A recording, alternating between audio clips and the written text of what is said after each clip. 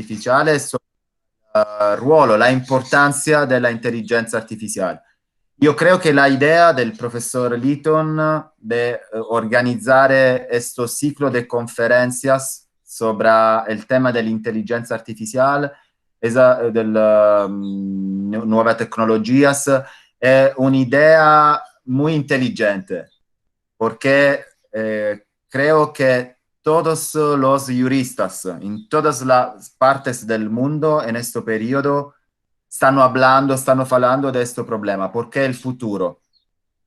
Ni un joven jurista puede ser un gran jurista hoy sin conocer estos temas, queste particolarità, la intelligenza artificiale, la robotica, problemi del machine learning, blockchain, smart contracts, todas las áreas del derecho civil, derecho administrativo, derecho penal, derecho processual, todas las áreas son in un qualche maniera interessate dalle nuove tecnologie. Así que un jurista hoy, nella sua formación, tiene a conocer este importante settore del diritto, la nuova tecnologia, l'intelligenza artificiale. È una crescente influenza che questa tecnologia ha in tutte le azioni umane e in tutte le aree del diritto. La prima cosa da fare è dare una definizione di intelligenza artificiale. Che cos'è la intelligenza artificiale? Come la podemos definire la intelligenza artificiale? Perché il problema è che nel 2020 ha avuto una grande importanza, però già nel secolo passato, nel 1950, 70 anni fa, 70 anni atrás, grandi giuristi e psicologi, grandi conoscitori dello scibile umano si sono preoccupati di questo problema, della possibilità che le macchine possano collaborare con l'uomo, possono svolgere alcune attività degli esseri umani. Che cos'è la intelligenza artificiale? È un programma che agisce esternamente come gli uomini, sono programmi che operano internamente come gli uomini, sono programmi che agiscono in maniera intelligente, si può parlare di un comportamento razionale. Il test di Turing fu la prima grande occasione per parlare di questo problema. Turing nel 1950 pubblicò un lavoro e la sua pregunta fu: possono le macchine sostituire gli uomini? C'è la possibilità che in futuro una macchina puede sostituire il essere umano, la persona umana? L'assioma di fondo è che gli esseri umani sono intelligenti. Se parliamo di intelligenza artificiale, per poter essere chiamata intelligente, la macchina deve agire come un uomo, deve produrre risposte che sono molto simili alle azioni, alle risposte della persona umana. Per cui il cosiddetto Total Turing Test includeva due questioni fondamentali: la possibilità di vedere gli oggetti, la macchina può percepire, può vedere gli oggetti, e questa è la computer vision. Il problema della robotica también: può la macchina muovere gli oggetti, ha la possibilità di una azione similare a quella della persona umana? Así que creo que este esquema puede resumir el problema de la inteligencia artificial. Questo è il pensiero, questo è il comportamento. Qui abbiamo il concetto del essere umano, ciò che fa la persona, e qua il concetto di razionalità. Así che il primo punto è: Intelligenza artificiale significa che i sistemi, i software, le macchine devono avere la possibilità di pensare, di riflettere come gli uomini. Il problema del cosiddetto cognitive modeling. Possono le macchine ragionare, avere una specie di mente, in the full and literal sense, nel vero senso della parola? Altra definizione di Bellman è possibile che le macchine adottino delle decisioni. Non è solo la macchina che agisce per come l'uomo ha stabilito. Quindi non solo la macchina che risolve dei problemi in base a quanto è stato deciso dall'uomo, ma qui si pone un problema di decision making, di adottare una decisione, di risolvere un problema autonomamente, la possibilità in definitiva di imparare, self-learning. La macchina che è intelligente, che pensa come un uomo, deve avere questa capacità. Non è solo una macchina che esegue un ordine, ma è una macchina che adotta delle decisioni, che risolve dei problemi nuovi, che impara anche dai propri errori per poter migliorare nel tempo. Si è parlato di un machine learning fino ad arrivare poi ad un problema di deep learning, la macchina che non ha più la necessità di un input, di un intervento dell'uomo. Il primo problema che si è posto: può la macchina pensare come un uomo? Il problema è: può una macchina avere sentimenti come amore, simpatia, empatia, compassione? La macchina può essere addestrata per fingere di provare questi sentimenti. Alla macchina si può dire: se una persona te fala di un problema familiare e sta persona piange, è una persona sofferente, tu devi apparire come sofferente. Però il problema è che la macchina non prova realmente questi sentimenti. È un'azione che le è stata in un certo senso insegnata. Lei ha imparato ad agire in questo modo, ma il sentimento non è vero.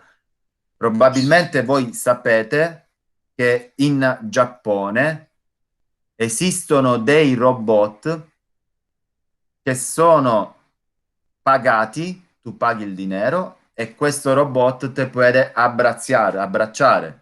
Tu paghi per avere un abbraccio. Il problema è che la persona capisce che questo abbraccio non è un abbraccio vero, non è un vero sentimento. È tutto claro quello che dico? Se entiende? Perfecto, perfecto. Benissimo, ok, muchas gracias, muito obrigado. Prego. Así que questo è il primo problema. Cognitive modeling: possono i sistemi pensare come gli uomini? Secondo problema: possono i sistemi agire come gli uomini? Andiamo a vedere. Sistemi che agiscono come gli uomini. Stiamo parlando di cognitive tasks che includono un linguaggio, chiaramente, perché se devono agire come persona umana necessitano di una comunicazione, di un linguaggio per comunicare, devono avere la capacità di raccogliere le informazioni, di ragionare autonomamente, di sapere fornire delle risposte. Il problema del machine learning è quello delle nuove circostanze, la capacità di agire come l'uomo di fronte a situazioni, a circostanze assolutamente nuove. Perché una delle più más importanti definizioni di intelligenza, come intelligenza umana, è la definizione che uno psicologo diede della intelligenza come la capacità di rapida e adeguata risposta, una capacità di una rapido e adeguato adattamento dell'uomo, della persona, ad una situazione che è nuova per questo uomo o che è vissuta come tale, che è una situazione completamente nuova. Así che la intelligenza di un estudiante, per esempio, non è la capacità di conoscere la data di approvazione del Código Civil brasilero. La capacità è di intuire qualcosa di nuovo, è una situazione nuova con le nozioni che lo studente possiede, deve avere la capacità di risolvere, per esempio, una questione giuridica, un caso pratico. Ecco perché in Italia, per esempio, noi professori facciamo molta teoria, ma nei sistemi di common law si fa molto pratica, perché la capacità, la intelligenza vera del giurista viene fuori con la sua creatività, con la capacità di risolvere un caso nuovo. Il problema è che la macchina può imparare a rispondere alle domande, pensiamo alla chat fatta da un robot, che ti dà una risposta, è preparato per una risposta, ma tiene la capacità di adattarle alle nuove circostanze? Questo è un problema molto complicato, anche perché quando io parlo con una persona, può essere differente il mio atteggiamento, il mio comportamento, tenendo conto di come questa persona reagisce alla mia attività, alla mia comunicazione. Porque tenemos personas que son muy irónicas, ¿no? Personas que sorridono, que scherzano. Tenemos personas muy serias, persona che non risponde con lo stesso modo di agire di un'altra.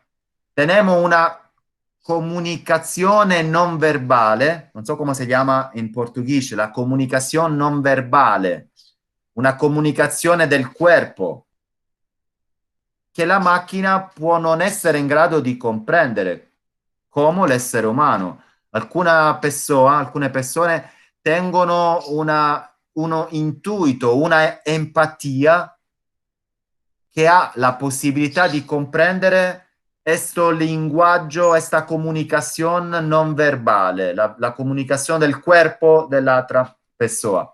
La macchina può non essere così intelligente. Así che la intelligenza intesa come azione come un uomo può non essere sempre realizzabile. Ancora intelligenza artificiale, sistemi che pensano razionalmente, che hanno la capacità di agire razionalmente. Il punto è che l'assioma, la macchina è intelligente se agisce, pensa come una persona, significa che la persona dovrebbe essere razionale, intelligente, ma gli uomini non sono sempre razionali, non sono sempre intelligenti. Así che se l'assioma è la macchina deve essere come una persona, poiché la persona è razionale, può essere che l'assioma fallisce perché l'uomo non è razionale. La logica, la razionalità non può esprimere ogni cosa. Tenemos sempre un margine di incertezza. L'approccio logico, razionale, talvolta no es flexible. Así que podemos cadere in una grave ingiustizia, per esempio. Cicerone diceva summum ius summa iniuria, che significa máxima aplicación del derecho, muy severa aplicación del derecho, puede ser una muy injusticia. El derecho debe ser flexible. No puede aplicar una misma pena por todos los casos, porque ogni caso es diferente. Una aplicación idéntica, muy racional, muy stringente, muy severa, puede ser una máxima violación, máxima aplicación del derecho, máxima violación de la justicia, del senso de justicia. Tenemos algunos problemas con las cláusulas generales. Cláusula generale come l'ordine pubblico, la moralità, la buona fede, vis maior, perché l'uomo è in grado di definire il senso di moralità. In passato la mujeres non poteva ir con una gonna muy corta, no? Col vestito di un certo tipo. Il concetto di moralità si evolve, ha una continua evoluzione. La macchina, anche se ha una possibilità di self-learning, di deep learning, potrebbe non essere capace di dare una interpretazione evolutiva di questi concetti, di queste nozioni, come l'ordine pubblico, la moralità, la buona fede e così via. Spero que todo es claro. Si tenéis algún problema, no es claro, por favor, me lo segnalate, me lo comunicate e io provo a ripetere, ad essere più claro. Está perfecto. Benissimo, ok. Obrigado. Altro punto, sistema che agisce razionalmente. Come ho detto prima, il concetto è collegato. Razionalità implica alcune volte inequità. Razionalità significa che se lo studente non tiene il dinero per poter pagare la somma, la rata per la iscrizione alla università, se è una macchina che agisce, la macchina dice tu, caro studente, non puoi accedere alla università. Se il sistema è governato da una persona umana, il rector può dire, ok, razionalmente io non te devo admitir perché tu non tienes denaro, però io sono una persona umana, io ho una flessibilità, io comprendo che puedo considerare questo caso specifico. Así que la razionalità che diciamo alla base dell'artificial intelligence, l'intelligenza artificiale può implicare alcunas iniquità. Altro problema è che l'uomo può percepire alcuni sensi, colori, il suono, contorni, gli odori, può toccare. La macchina può percepire solo alcuni di questi dati. Así que la razionalità della macchina è limitata también per il fatto che anche la más sofisticata, il più sofisticato dei robot non è in grado, per esempio, di percepire fino in fondo alcuni odori.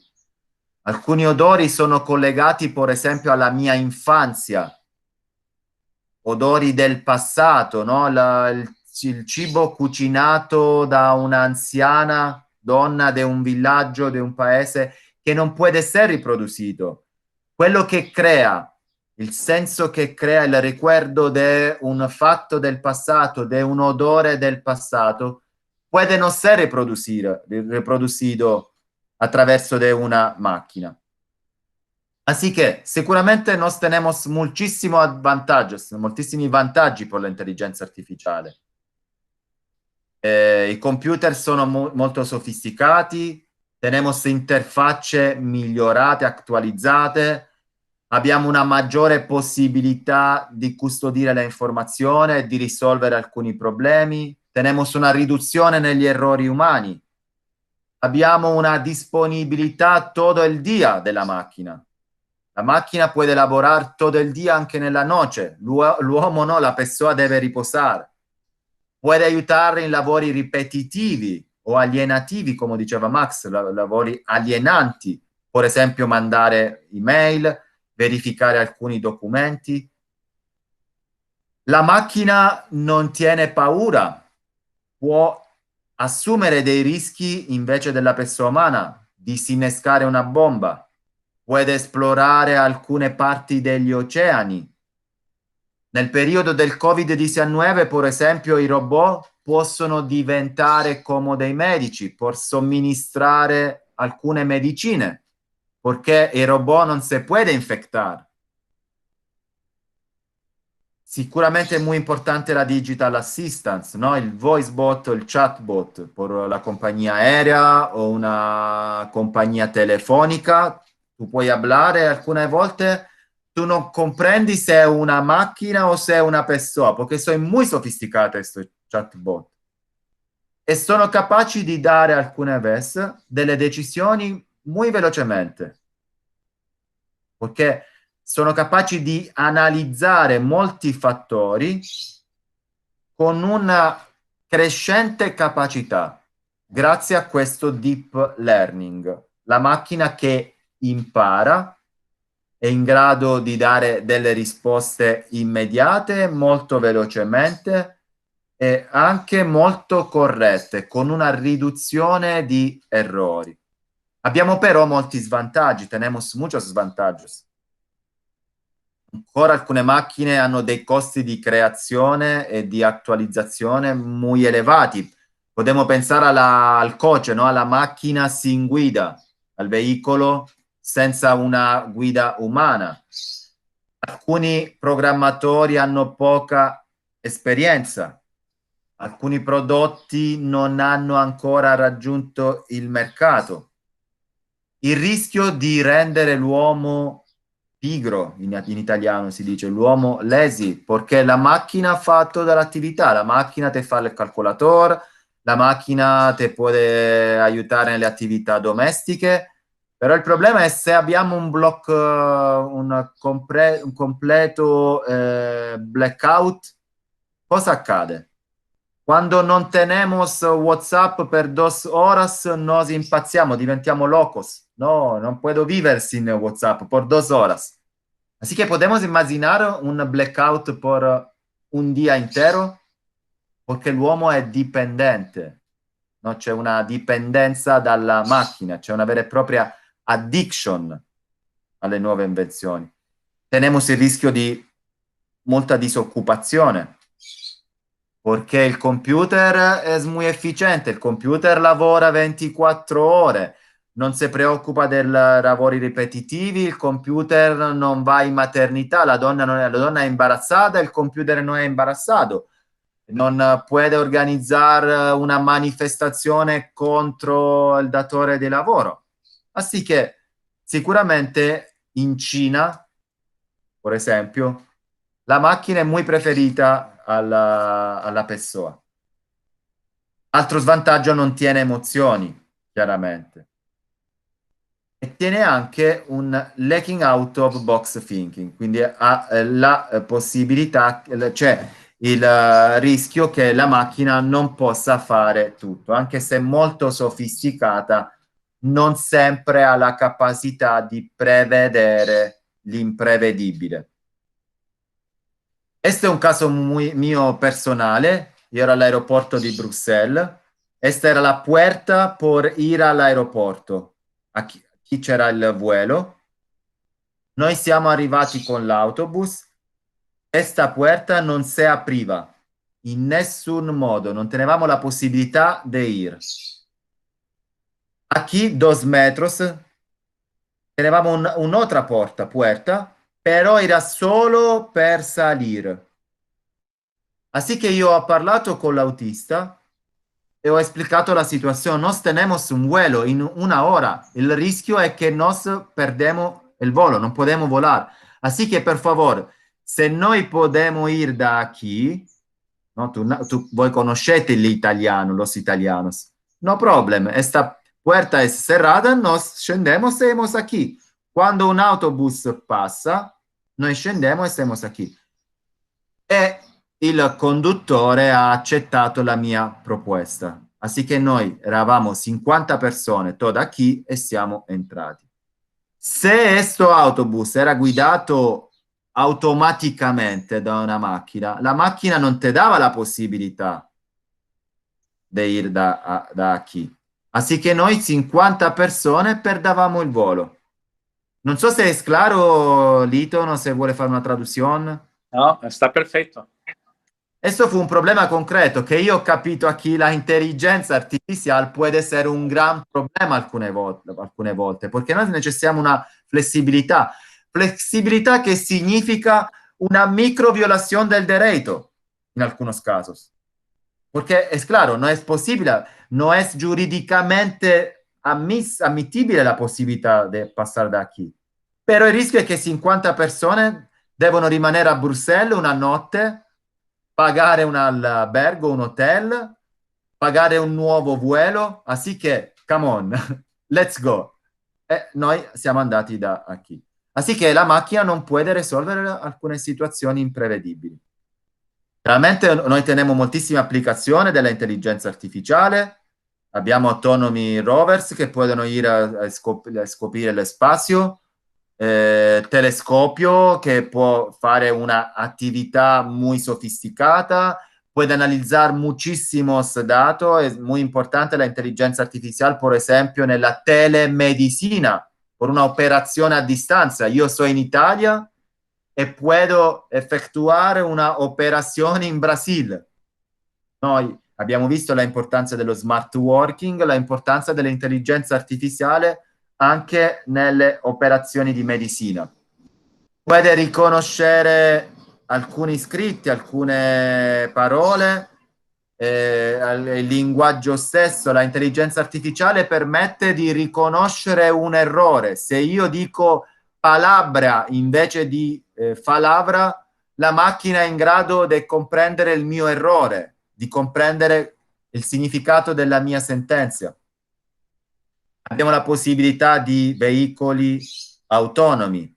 Il Giappone sostiene che per le Olimpiadi todos los taxi saranno sin taxista, saranno guidate autonomamente, senza un autista. Así que el Japón es muy avanzato en esta tecnología, porque la macchina, artificial intelligence, può individuare il pedestre, noi abbiamo la pedestrian detection, può individuare il pedone, grazie al satellite è in grado di comprendere qual è la strada migliore per evitare il traffico.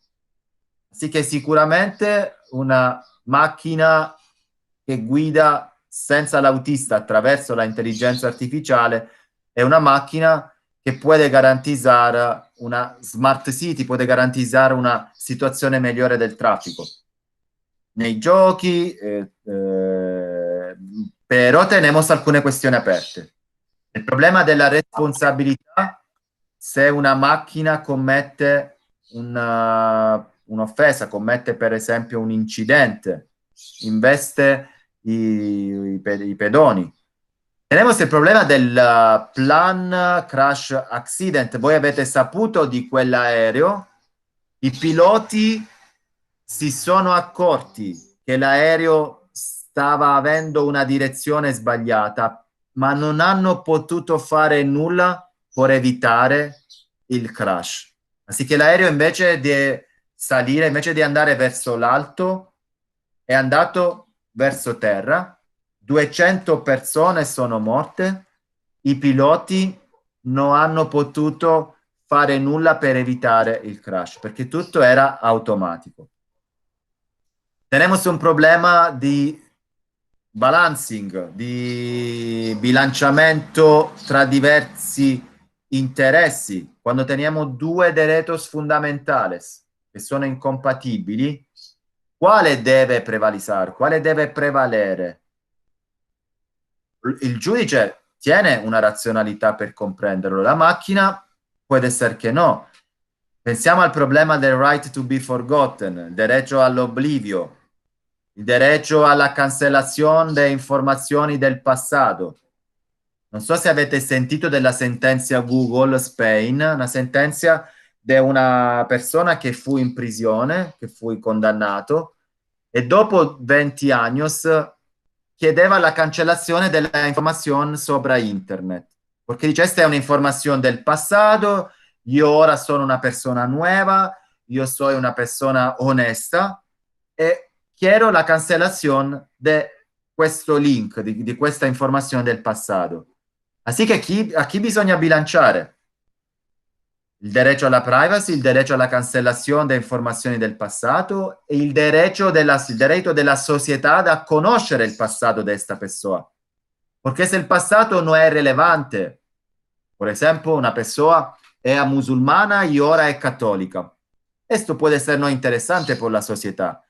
Però se questa persona fu condannata per pedofilia, la società tiene ora un interesse attuale a conoscere il passato di questa persona, soprattutto se è una persona, un politico, per esempio. Il giudice può fare un bilanciamento entre interessi incompatibili. La macchina también, non so così, io non sono così sicuro.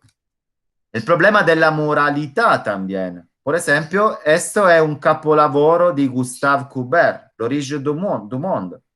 È un quadro muy famoso, però può essere che il social network non lo riconosce come un capolavoro, lo riconosce come una immagine immorale. E io vi posso parlare del mio caso personale a Mosca. A Mosca io fui in un museo, ho pubblicato questo quadro e Facebook me lo ha bloccato. Il tuo post è in violazione con i nostri standard della comunità in materia di nudo o atti sessuali. Así que fu bloccato por 2 días por la verificazione. Il tuo post è in fase di analisi. Questa è un'opera famosissima. Il social network non lo ha riconosciuto, perché il social network può essere che non è attualizzato. Riconosce alcuna opera, per esempio, può essere che conosce questa opera, però se l'opera è di un nuovo artista, completamente nuovo, non conosciuto dal social network, te può bloccare e te può eliminare il profilo. Può pensare che tu sei una persona immorale che pubblica una foto immorale. Tenemos también el problema de los smart contracts. Esto per concluir, solo 2 minutos. Pensiamo al problema del checkout in un hotel. Checkout alle 2 del pomeriggio. Però se tiene un bambino che è dentro, un minorenne che è dentro, o io vi posso parlare di un caso personale, lo status di studente, tu richiedi una card. Noi eravamo un gruppo di 30 personas, todos los studentes, io tenevo una lista con todos los nombres e los studentes tenevano la card. Solo uno studente faltò la card, l'ha dimenticata, l'ha lasciata alla casa. Así che fortunatamente alla reception la persona fu muy razionale. Io ho mostrato la lista, ho spiegato, questo ragazzo è minorenne, tiene meno di 18 anni, non tiene la carta, però è nella lista dello studente, así che per favore, chiudiamo un occhio e facciamolo passare. E questa persona, il responsabile nella reception, ha detto ok, può entrare a visitare il museo. In caso di una macchina, al posto di una persona, in caso di un robot, probabilmente lo studente doveva rimanere fuori dal museo. Stiamo parlando del Louvre di Parigi, perché non teneva la carta, o teneva a pagare una somma molto elevata, sì che lo studente dice io non tengo il dinero per entrare al Louvre di Parigi, una opportunità irripetibile. E se il minore rimane fuori, il professore deve rimanere fuori con lo studente, non può abbandonare uno studente minorenne. Así che smart contracts alcune volte può significare contracts iniqui, una iniquità, summum ius summa iniuria. Así che, per concludere, La inteligencia artificial puede ser muy importante, es fundamental. Cada estudiante debe estudiar la inteligencia artificial y la aplicación del derechos. Pero yo creo que es muy importante en esta fase pensar que la inteligencia artificial puede asistir a la persona. La máquina puede asistir a la persona, pero no la puede sustituir completamente, porque una total sustitución puede significar la violación del derecho, la violación de los derechos fundamentales, de algunos derechos humanos. Muchas gracias. Si algunas cosas non sono claras, puedo ritornare nel debate, podemos hablar. Perfeito. Grazie mille, professor Ângelo. Compreendemos bem. Então, a partir desse momento, né, gostaria também de agradecer a presença, né, da professora Cleide, da UFRGS, o professor Fausto, do IMED, a professora Neuci, da Unijuí, e o professor Levi, né, e os nossos mestrandos e doutorandos. Então, a partir desse momento, nós passamos a palavra ao doutor Fabiano e, após a fala dele, nós vamos abrir para os debates. Bem-vindo, doutor Fabiano. Muito obrigado. Muito obrigado, professor Lito. Me ouve bem? Sim, perfeito. Boa tarde, professor Ângelo. É uma satisfação revê-lo. Queria também cumprimentar o professor Fausto, que é meu parceiro nesses caminhos de inteligência artificial. Nós estamos lá batalhando com a Associação Ibero-Americana de IA e Direito. Graças a Deus está tendo muito sucesso. Eu vejo aqui alguns conhecidos, o Gabriel Hartmann. Tem mais conhecidos, eu não vou cumprimentar a todos, mas se sintam todos virtualmente abraçados. É uma satisfação estar Boa aqui tarde. com vocês. Eu vou também compartilhar a tela. Eu fiz uma breve apresentação.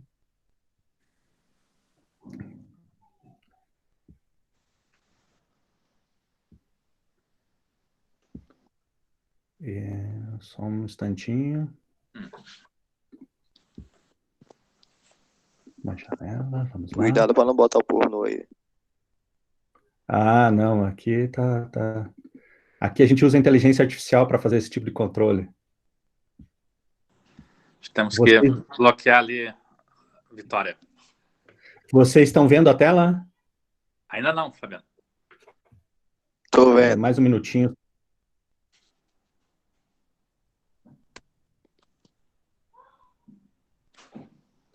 Quando a primeira tela aparecer aí para alguns, vocês já vão ver que tem um QR Code.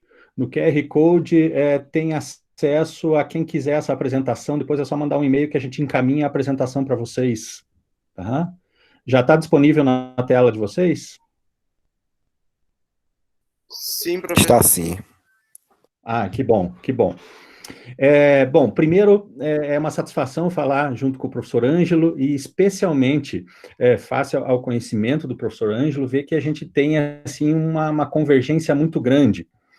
A minha fala aqui, ela vai ser breve, mas vai ser no sentido também de buscar aquilo que eu acho que é mais importante para nós, para estruturar qualquer tipo de debate sobre inteligência artificial, que é um acordo semântico. Um acordo semântico sobre o próprio conceito de inteligência artificial. O professor Ângelo já falou ali, eu não vou entrar propriamente em conceitos, mas por que eu digo que é importante a gente ter este acordo?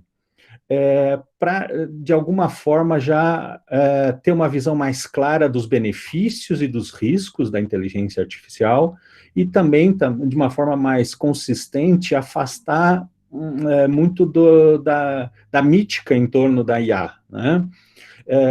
Eu vou, ao invés de dar um conceito que a gente trabalha, que é muito próximo do que o professor Ângelo já abordou, dar um exemplo que fica, eu acho que, muito claro.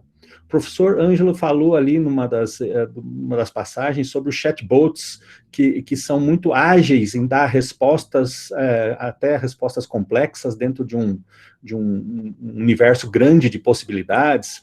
Ou a gente poderia também imaginar um cenário de IA feita para jogos, né? Então xadrez, jogos complexos e tudo mais. A gente se espanta com a capacidade de articulação de jogadas ou a capacidade de análise de banco de dados, a gente fica chocado com isso. Mas, por outro lado, a gente também pode perceber claramente que essa IA que ganha do maior campeão de xadrez, ou que responde o maior conteúdo de banco de dados possível, essa IA é extremamente limitada para fazer, por exemplo, o que o Vitor faz, que é classificação de repercussão geral. Ou que um outro aplicativo de IA para fazer diagnóstico de probabilidade de contaminação por Covid-19, só para dar alguns exemplos. O que eu quero dizer com isso? Que neste acordo, nessa visão da parcialidade das capacidades da inteligência artificial, a gente percebe que ela é sempre estruturada para problemas específicos, para dificuldades muito bem identificadas. Não existe essa possibilidade de uma grande inteligência artificial que é capaz de enfrentar todos os nossos problemas, dos mais simples aos mais complexos.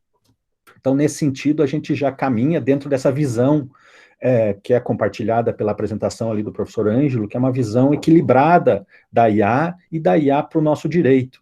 Ela é importante para resolver problemas, ela é uma ferramenta muito relevante para os nossos desafios dentro do direito, mas ela também é muito limitada. Ela não tem a possibilidade de substituição do ser humano, ela não há suporte matemático para isso, né?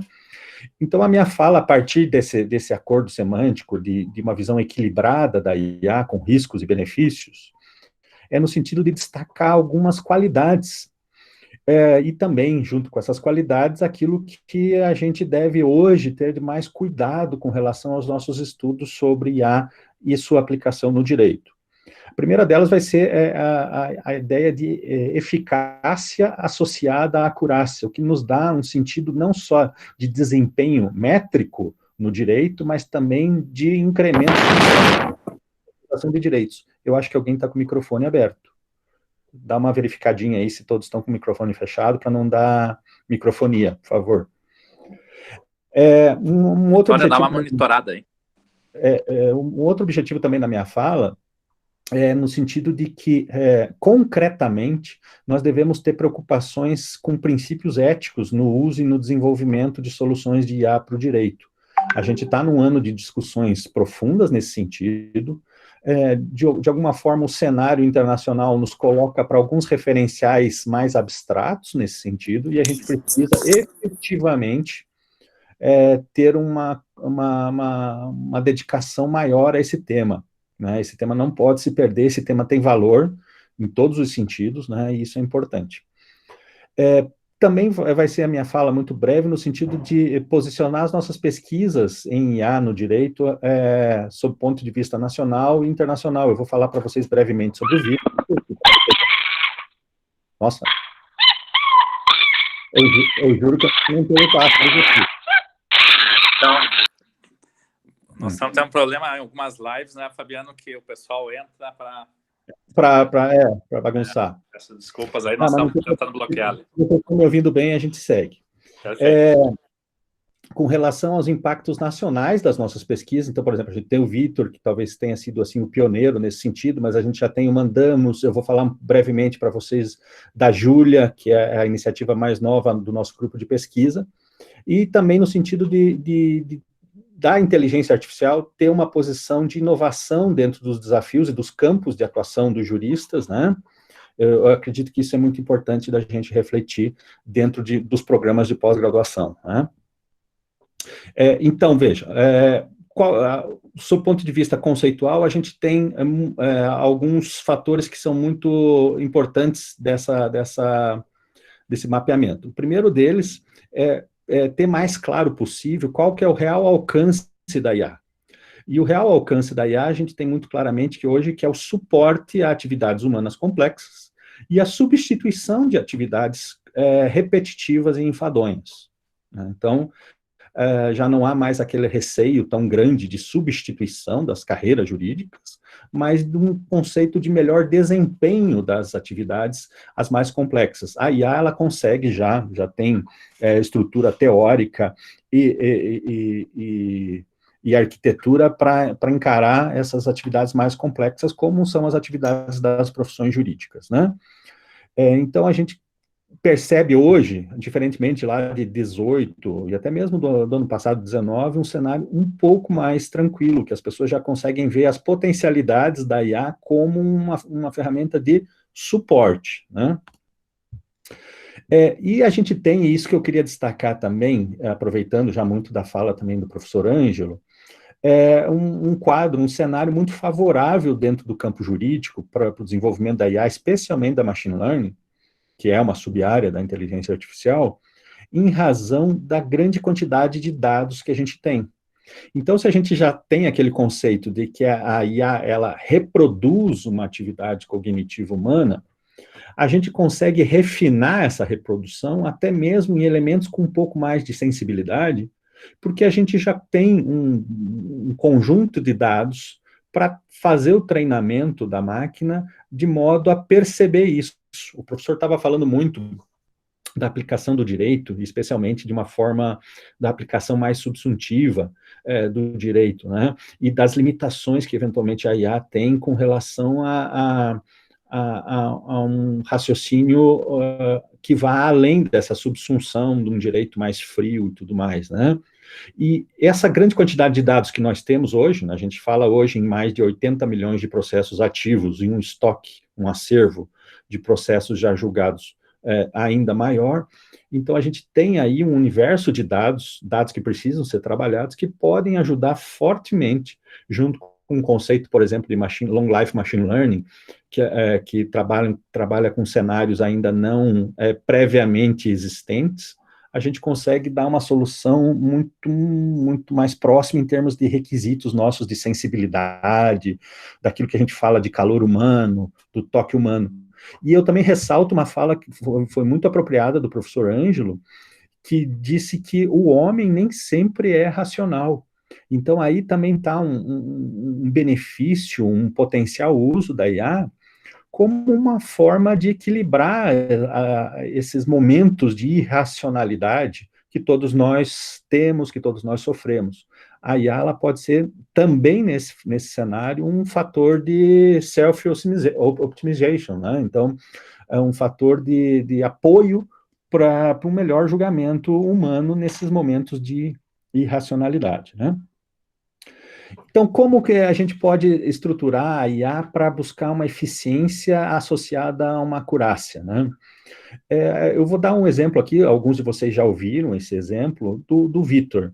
O Vitor trabalha num cenário de classificação de temas de repercussão geral. Então, tecnicamente, o Vitor é uma ferramenta de IA que é um classificador temático. Um classificador temático em que o humano, por não trabalhar com esses dados de forma estruturada, ou seja, esses dados estarem ainda de uma forma muito difícil de apresentação, o humano gastava um tempo muito substancial para poder exercer essa atividade de classificação temática, dentro de um universo de um grande número de processos que chega diariamente ao STF, à Secretaria Judiciária do STF. Eu falo uma média aí de 400 processos por dia útil, né? Então, a ferramenta de IA, ela consegue fazer, primeiro, a organização desses dados, o tratamento desses dados, e uma classificação com uma acurácia superior ao desempenho do trabalho humano técnico. E isso permite com que aquele humano técnico que estava gastando um tempo considerável nesse trabalho repetitivo exerça funções mais estratégicas, por exemplo, identificando novas temáticas que podem ser submetidas a uma apreciação dos ministros do Supremo para a identificação de novos temas de repercussão geral, enfim, desempenhando trabalhos mais estratégicos para se otimizar o enfrentamento das teses jurídicas efetivamente, e não apenas trabalhando com volume, né? Obviamente que o conceito de desenvolvimento do Vitor foi justamente um conceito de apoio à decisão. Nem nesse mecanismo há a substituição do humano, né? Ele é um suporte, ele é um apoio, até porque a gente trabalha num cenário de repercussão geral com mais de 1.000 teses, algumas delas com poucos processos associados, com poucos volumes, em que não se justificaria, por exemplo, o desenvolvimento de uma arquitetura de IA. Mas dentro do volume a gente percebe que a gente tem uma acurácia, portanto, superior e uma eficiência muito mais consistente. A gente substitui ali um trabalho que demandaria em torno de 150 minutos por uma atividade que é exercida em 5 segundos com uma precisão maior. Então, é brutal o desempenho nesse sentido, né? E isso é só uma aplicação dentro de uma das situações do processo judicial, no caso, né? O Mandamus, que a gente está também desenvolvendo, o Mandamus não está ainda implementado, né? É um projeto um pouco mais recente, ele busca fazer um trabalho muito parecido com esse, num outro momento processual, que é o momento das citações e intimações. Ele busca fazer classificação e otimizar esse sistema de citação e intimação, e reduzir um tempo que é um tempo considerável dentro do tempo médio de duração de um processo. Basicamente, ele atua nisso, como um suporte para a redução de tempo, para melhorar a eficiência. Aqui são os dados básicos do Vitor, que eu separei para vocês. Então, o Vitor, por exemplo, ele tem um impacto em 1/3 da força de trabalho da Secretaria Judiciária do Supremo, ele transforma uma atividade que vai em média de 30 minutos a 150 minutos para 5 segundos, ele atua em 28 temas, daqueles 1000, mas 28 temas que representam 1/3, em torno de 1/3 do acervo do Supremo, né? Então, o impacto dele em termos de produtividade é considerável, com uma acurácia 20% superior ao desempenho médio humano, né? Então, ele evita também o retrabalho, e talvez a principal justificativa de uma ferramenta de IA, dessas que trabalha com apoio a atividades repetitivas, é a otimização do ambiente de trabalho, melhorando conforto, ânimo, e deixando o servidor para trabalhos mais estratégicos, né?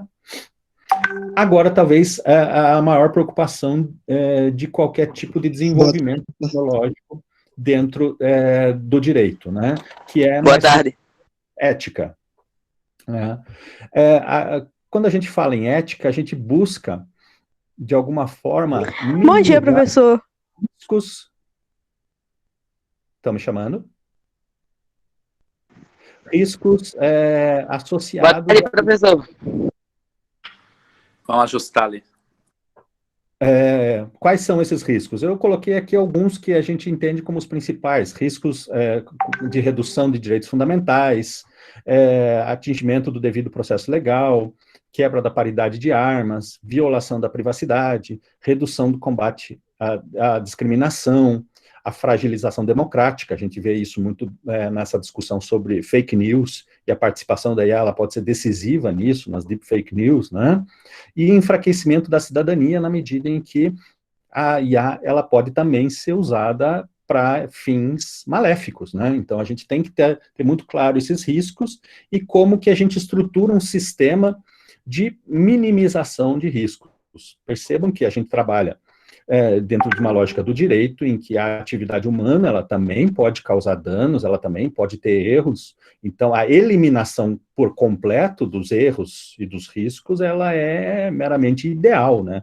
O que a gente tem que trabalhar é com um sistema de diminuição a priori dos riscos e um sistema de anotação e correção dos eventuais erros, né? Essa aqui é uma proposta, vamos dizer assim, de uma inteligência artificial confiável, robusta, respeitosa, né? Então, os parâmetros que a gente quer, ao final, é chegar justamente nisso: uma IA confiável, uma IA robusta e uma IA respeitosa. Para chegar nisso, a gente parte da verificação e da aferição de 14 princípios. Esses 14 princípios, eles se traduzem em propósitos, e que vão chegar àquilo que a gente quer de uma IA sólida, né?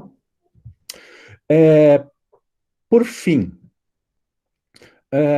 a gente percebe, isso é uma mensagem que eu falo, professor Ângelo, aos pesquisadores, mestrandos, doutorandos brasileiros, que dentro das revoluções, nós estamos na revolução da IA, ou como os Estados Unidos estão chamando, era da IA, nós estamos bem situados, justamente porque, especialmente na nossa área do direito, a gente vem de um cenário que é um cenário muito complexo, em termos de volume de processos, de litigiosidade, e isso faz com que nós geremos muitos dados. Esses dados, eles ainda não são totalmente estruturados, não sei se algum dia serão, mas mesmo com dados não estruturados, a gente consegue fazer uma série de pesquisas e uma série de proposições que têm muita importância, muita relevância. Então, de alguma forma, também, a pesquisa em IA no direito, ela é estratégica, né? E a gente está também, de alguma forma, bem postado internacionalmente, né? Aqui eu trago um exemplo de uma pesquisa que foi feita simultaneamente ao Vitor, pela College London, que trabalhou com decisões da Corte Europeia de Direitos Humanos, trabalhando com 5 classes de classificação temática. Ela utilizou o SVM, né, como um classificador, e chegou ali a um desempenho de acurácia de 0,79. Então, traduzindo isso, a grosso modo, seria 79% de acerto. E isso é considerado na literatura internacional como um bom índice de performance, né? 79%, 80%, 85% são considerados níveis muito bons em se tratando de textos de linguagem complexa, como o professor Ângelo falou ali, que se trabalha com figuras de linguagem, com ironias e tudo mais, né? A gente tem que capacitar a nossa máquina a perceber isso. E o Vitor aqui chegou com o resultado da primeira entrega, naquelas 28 classes de repercussão geral, com performance média de 0,91. Então, 91% de acerto, né? Então, isso também nos deixa muito orgulhosos. E qual é, assim, a leitura que a gente faz disso, já caminhando para a conclusão? Primeiro, que a gente tem que entender a aplicação da IA no direito como um processo de inovação. E como um processo de inovação, a gente tem que também ter muita sensibilidade com relação ao estabelecimento de referenciais, inclusive referenciais regulatórios, né? De modo que se permita um ambiente, vamos dizer assim, sadio de desenvolvimento das pesquisas e de aplicações sólidas, robustas. Por outro lado, também um ambiente não ingênuo, que ignore completamente a existência e a possibilidade de utilização da inteligência artificial para fins maléficos, né? Então, toda tecnologia ela pode ser usada para o bem ou para o mal, a gente tem que ter essa clareza, né? E especialmente, entender a IA no direito como um conceito de aperfeiçoamento pessoal. Então, as mais diversas carreiras jurídicas, elas poderão se exercitar e se apresentar de forma melhor com o apoio da inteligência artificial. E, nesse sentido, a nossa principal preocupação hoje, agora eu falo como grupo de pesquisa, é fazer um mapeamento completo dentro do processo judicial. Isso é uma área que é muito sensível para nós no Brasil, né? Nós temos aí cerca de 80 milhões de processos ativos, né? Fazer um mapeamento no fluxo de toda a sequência processual e verificar em quais etapas em que a inteligência artificial ela pode ser um agente colaborador. Então, é uma inovação com a finalidade colaborativa, de modo que a gente consiga, de alguma forma, mantendo aqueles referenciais éticos, essa é a nossa principal preocupação, de alguma forma reduzir tempo médio de duração dos processos, que hoje é maior que 10 anos, né? Para algo mais razoável. Isso a gente entende até que é uma forma de concretização de vários princípios substanciais do direito, inclusive do acesso à justiça, que não basta simplesmente a permissão de ingresso e a solicitação ao judiciário de algo, mas que a resposta venha também em um tempo suportável, né? Então, nesse sentido que hoje a gente trabalha. Mas também, aqui eu fiz algumas estatísticas, a gente tem no nosso grupo de pesquisa, e isso mostra uma outra característica muito importante da inteligência artificial, que é o caráter multidisciplinar, né? A gente tem uma série de aplicações, e isso que a gente não, obviamente, que não dá conta e nem tem a intenção de dar conta de todas as aplicações da IA para o direito. Mas elas vão desde as especialidades jurídicas até a colaboração com outras áreas. Então, por exemplo, no nosso grupo a gente tem 3 projetos que colaboram hoje com algum tipo de necessidade de resposta para a crise da Covid-19. Então, a gente tem interações com a medicina, com a saúde coletiva, com as ciências sociais de uma forma geral, para buscar algum tipo de colaboração nesse sentido, né? Esse ano, a gente tem uma discussão muito importante, que é o peso das notícias fabricadas, inclusive fabricadas com inteligência artificial, nas campanhas eleitorais e nessas eleições que se aproximam, né? Então, são diversos temas que a gente pode desenvolver e que, na verdade, necessitam de mais pesquisas. A gente está numa área inovadora e que precisa de recursos humanos especialistas, ou seja, com formação jurídica para enfrentar isso, né? Com isso, eu encerro colocando os nossos dois contatos aqui embaixo. O site do Dr. IA, ali tem nossos projetos, nossas pesquisas, nossos contatos, e também o site da Associação Ibero-Americana de Direito e Inteligência Artificial, aqui a IDEA, né, que eu tenho a satisfação de coordenar junto com o professor Fausto, que está aqui também nos assistindo, né? A IDEA tem a revista, que é a primeira revista brasileira especializada em inteligência artificial e direito, todos estão convidados a escrever para ela, a consultá-la, né? E nós estamos nessa associação também com uma iniciativa de colaboração de todas as pesquisas e pesquisadores nessa área de inteligência artificial e direito. Eu agradeço, professor Litton, estou à disposição também para as perguntas. Muito obrigado. Muito obrigado, doutor Fabiano. Então, nós agradecemos imensamente a manifestação, tanto do doutor Ângelo como do doutor Fabiano. E a partir desse momento, nós passamos a uma segunda etapa, que seria, né, uma rodada de perguntas. Hoje nós podemos observar que a interferência das novas tecnologias nas nossas vidas, elas faz com que ocorram mudanças, tanto de comportamento do mercado, como também da sociedade. Hoje nós podemos observar, principalmente, eu atuo numa área específica do direito do consumidor desde 2006, onde nós criamos uma plataforma eletrônica no momento em que não se tinha um sistema eletrônico de informação. E, posteriormente, a própria criação do SINDEC, né, o Sistema Nacional do Consumidor, a plataforma do consumidor.gov. Nós sabemos que dentro dessas temáticas, principalmente na questão da área jurídica, a própria velocidade com que ocorrem as decisões, que há uma morosidade muito grande, né? E, de certo modo, há por parte da sociedade, de certo modo, um descrédito em relação ao sistema judicial. Cada vez mais há essa necessidade também de formas alternativas de solução de conflitos. A utilização da inteligência artificial, principalmente, e nessa exposição que o doutor Fabiano comentava, hoje eu já tenho um mapeamento dessas demandas. Quais são as demandas repetitivas? Se avançar bastante nesse sentido, principalmente na esfera administrativa, né? Não só na esfera jurisdicional. Porque se eu observar a questão da relação de consumo, nós temos um grande déficit que menos de 10% dos municípios brasileiros têm órgãos de proteção e defesa do consumidor. E há por parte de entendimento de alguns juizados de que para o consumidor poder entrar judicialmente, ele tem que ter uma negativa administrativa. Mas, de certo modo, isso também nega o acesso à justiça, porque nem todas as pessoas têm essas condições. Embora tenhamos um grande processo de evolução, né, principalmente pela questão da expansão da internet, mas em torno de 50% dos domicílios brasileiros têm acesso à internet, né? É uma questão que nós estamos enfrentando agora na questão da pandemia, principalmente pelo ensino remoto. Então, esse é um grande desafio que se tem.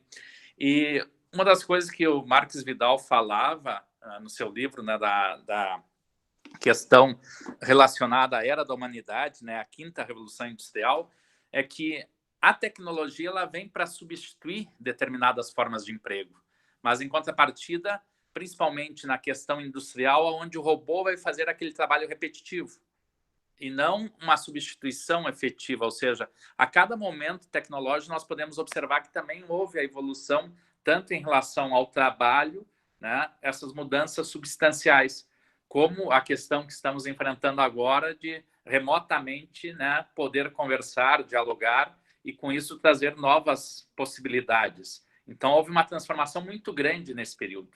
E eu gostaria de saber dos colegas, tanto, né, do Dr. Ângelo e também do Dr. Fabiano, como é que eles veem essa questão, né, da substituição através da tecnologia de novas de formas de trabalho, digamos, já costumeiras, como a própria atividade jurisdicional em outros setores também, como foi falado, da telemedicina e outras situações.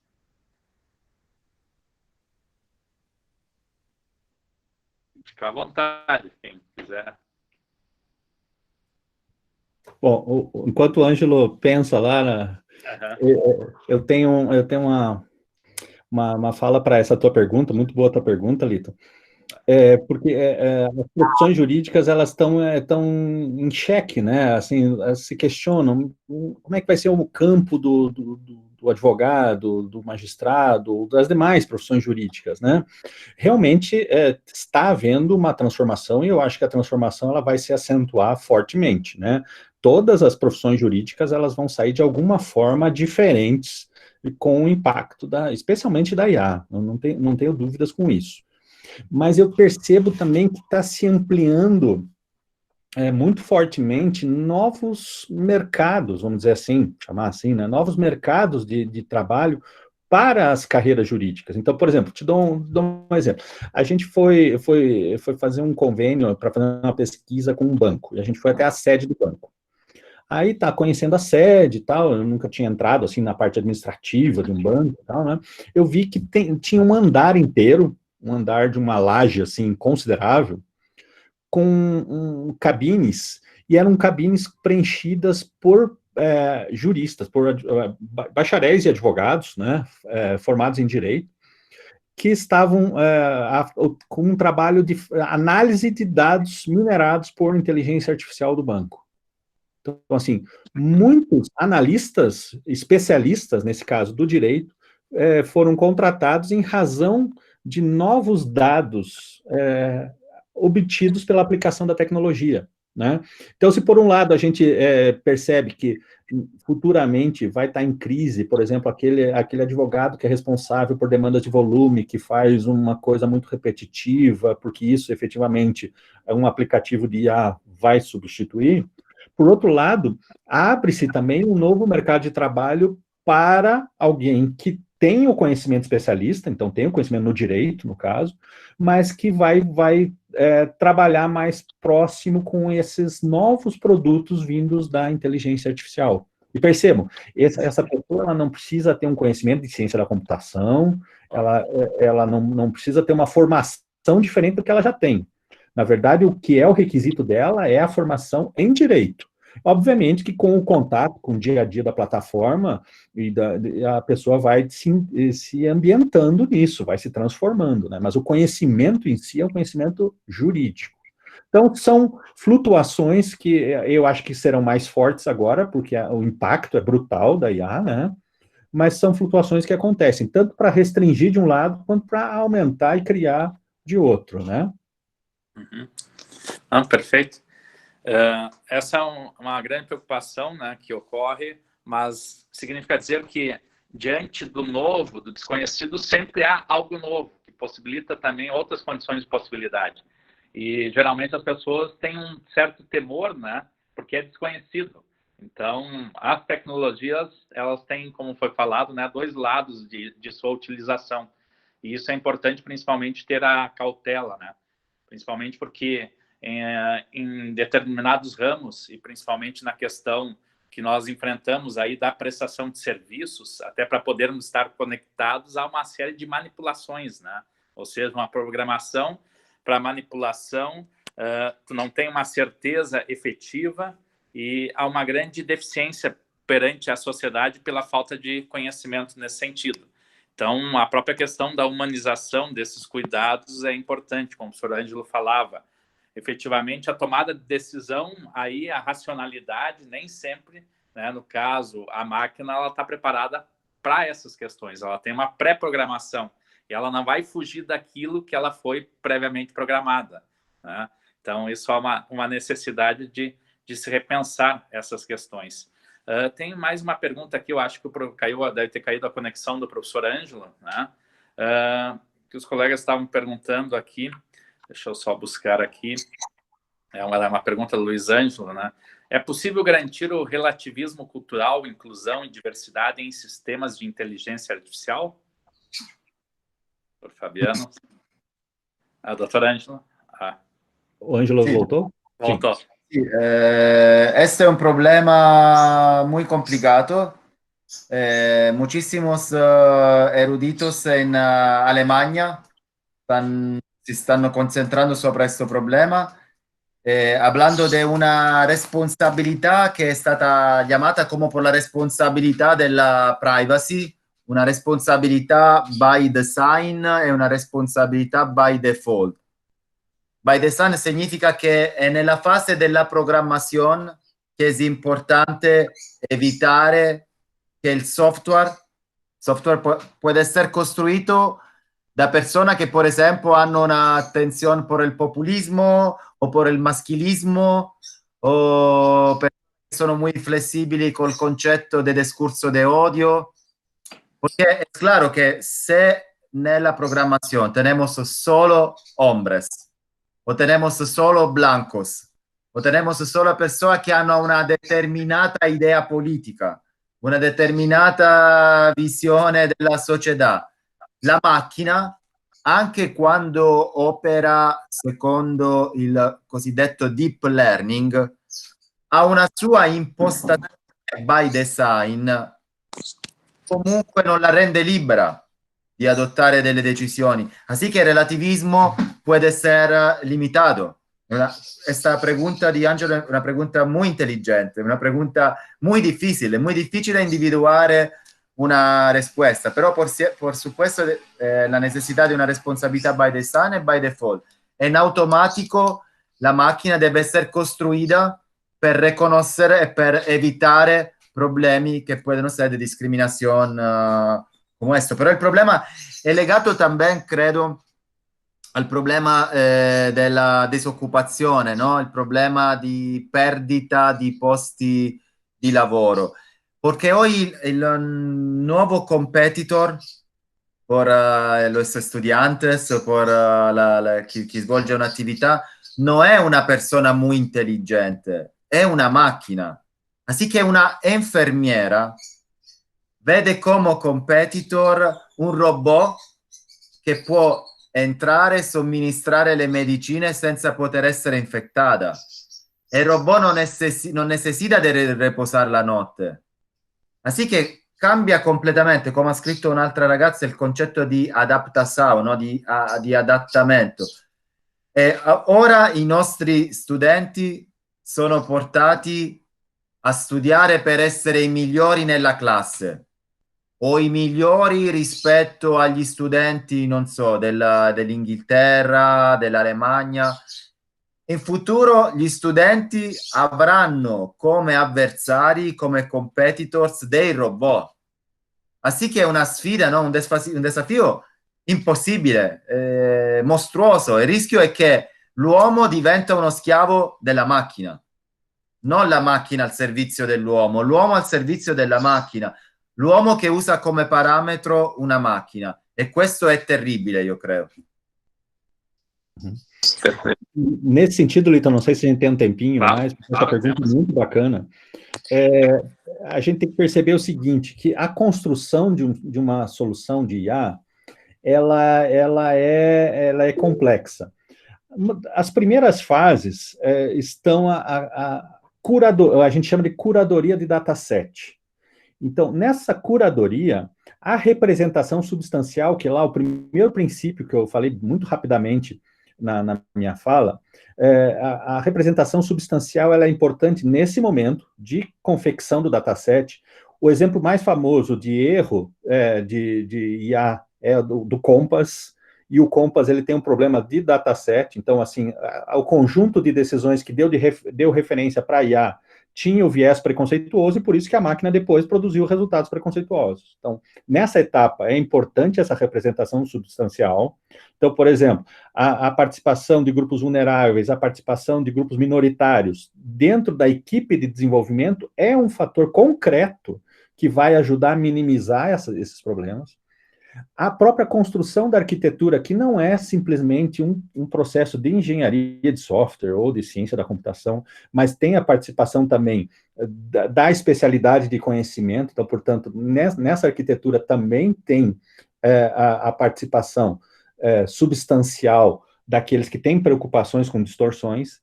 E depois da arquitetura e do dataset já feitos na fase de implementação, é importante também que tenha mecanismos de controle, porque eventualmente qualquer viés identificado pode ser anotado pode ser corrigido. Então, da mesma forma que complexamente ela é construída, ela tem que ser complexamente monitorada para se permitir, primeiro, essas representações variáveis, e segundo, que se minimizem as distorções, né, os vieses, os preconceitos e tudo mais, né?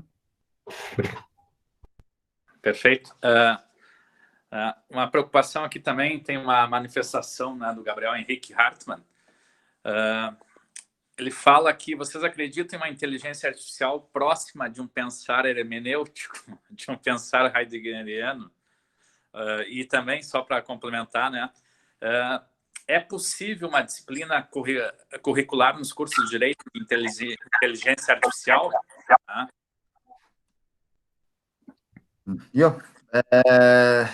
Il problema della possibilità di un pensiero ermeneutico, dobbiamo ricordare, creo che per Heidegger la investigazione è il punto centrale. La sua pregunta fu sempre: perché esiste l'essere umano? Perché è nato l'essere umano? Qual è il senso della esistenza? Así que aquí el pensar hermenéutico debe ser cuál es el senso de una máquina, no de una persona, cuál es el senso de la existencia de la inteligencia artificial. Así que, sin embargo, el concepto de existencialismo, de pesquisa del existencialismo, debe mutar por andar a indagar el senso de un existencialismo de la máquina. Así que puede ser un nuevo pensar hermenético en este senso. No creo que la máquina puede completamente sustituir el ser humano y dar una respuesta a esta pregunta, porque una respuesta es muy difícil por el hombre. Yo creo que la máquina no se puede por un problema de por qué existo. Yo existo porque fui construida, no es el mio problema el por qué yo existo. L'uomo ha questa tensione spirituale, no? Della ricerca della sua esistenza, di alcuni, perché la macchina è un po' più tecnica, la macchina esegue degli ordini, svolge delle attività, non puede avere una empatia, non puede avere una necessità di effettuare una ricerca così sofisticata, credo. Gabriel, e também outro pensamento que seria possível é o seguinte: a IA ela não está limitada a um raciocínio subsuntivo, na medida em que a gente pensa normalmente nas aplicações dela, em que ela desenvolve isso, né? Então, vamos dizer assim, sobre o ponto de vista de aplicação do direito, é até possível a gente imaginar que ela vá além e ela consiga fazer uma aplicação interpretativa do direito dentro daqueles casos em que ela está sendo submetida a algum tipo de demanda de ação. Então, a gente consegue, por exemplo, aplicar pesos em uma rede de deep learning, por exemplo, né? Então, isso atenderia a uma demanda, vamos dizer assim, interpretativa mais densa na aplicação do direito. É possível, é possível. A tua outra pergunta é sobre a inclusão curricular da IA, de uma disciplina de IA no direito. Eu falo por experiência aqui na UNB. A UNB nós temos um currículo que tem uma parte dele que é flexível e que permite que disciplinas assim mais, vamos dizer assim, vanguardistas ou alguma coisa nesse sentido possam ser inseridas já na graduação. Então, aqui a gente tem na graduação disciplina de IA em Direito, que ela tradicionalmente falando, ela é optativa ou eletiva dentro dos currículos, né? Aqui ela tem, e a gente tem na pós-graduação também a disciplina de Direito e Inteligência Artificial. Nesse viés, no viés de inteligência artificial por e para juristas, né? A gente não faz, por exemplo, programação ou nada disso, né? É no sentido de reflexão sobre os impactos jurídicos do uso e desenvolvimento de IA.